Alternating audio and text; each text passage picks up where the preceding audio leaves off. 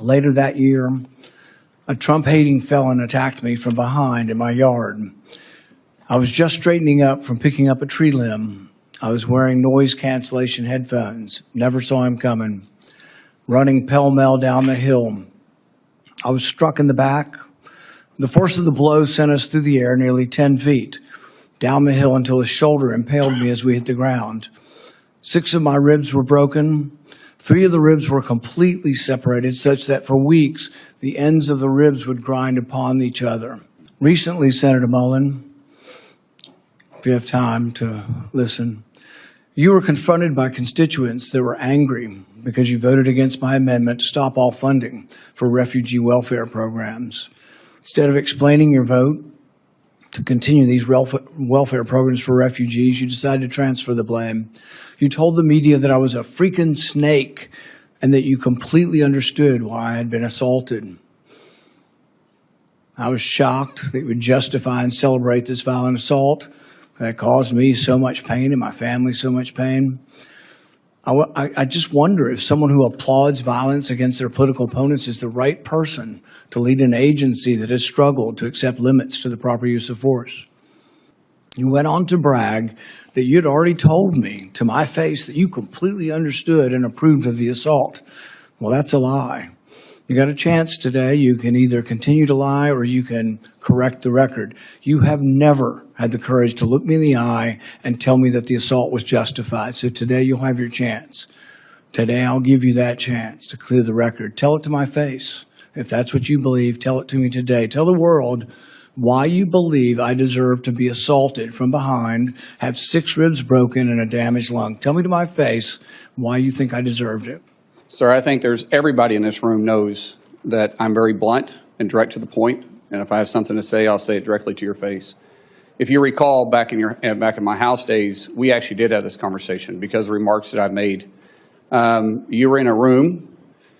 I simply addressed that I said I could understand because of the behavior you were having, that I could understand why the neighbor did what he did. As far as my terms of the snake in the grass, sir, I work around this room to try to fix problems. I've worked with many people in this room. Seems like you fight Republicans more than you work with us. I did address those remarks. I did explain your gimmicks by the amendment you put forth. And as far as me saying that I invoke violence, I don't. I don't think anybody should be hit by surprise. I don't like that. But if I do have something to say, everybody in this room knows I'll come straight to you. I'll say it publicly and I'll say it privately, but I'll never say it behind your back. So for you to say I'm a liar, sir, that's not accurate. And I got proof to say that because you have spent millions of dollars in my campaigns against me because we just don't get along. However, sir, that doesn't keep me at all from doing my job. I can set it aside if you're willing to set it aside. Let me earn your respect. Let me earn the job. I won't fail you. I won't back down from a challenge. And I'll also admit when I'm wrong. The record should show, and I think will show, a lack of contrition, no apology, and no regrets for your support. You completely understand the violence that was perpetrated on me. You're unrepentant. The only thing you quibble about is whether I met you somehow when you were in the House. I don't think we ever met when you were in the House.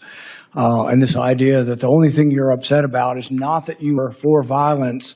What you're upset about is that I called you a liar because you said it to my face. So it's really more about this machismo that you have. Do you think that justifying that kind of violence sets a good example for the men and women of ICE and Border Patrol?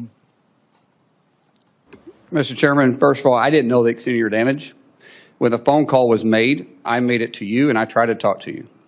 You didn't engage at all. In fact, you said, get your paperwork in. It's got to be 3 days in between. You offered no apology. Sir? And you offer no apology today and no regrets. Haven't heard the word apologize, haven't heard the word regret, haven't heard I misspoke and it was heated and I made a mistake. Haven't heard any of those words. Sir, actually it wasn't heated.